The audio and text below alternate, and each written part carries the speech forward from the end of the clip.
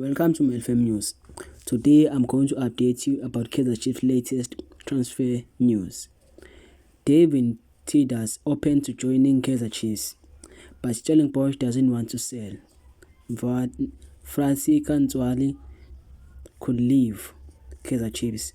Many clubs, including 2 clubs from South Africa, and Europe, are interested on the player, and he wants game time.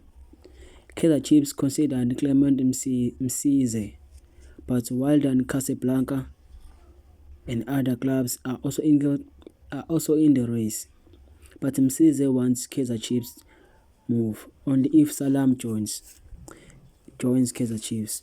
He wants to play again with Salam and be coached by Nabi again. Kaizer Chiefs wants Rodgers and could make a big offer to Cape Town City FC.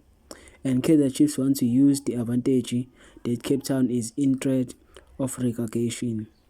Kaizer Chiefs are open for bids for Tebogo Botane, who is for sale for 6 million.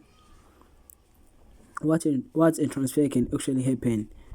But for true Kaizer Chiefs updates, follow my page and like and subscribe.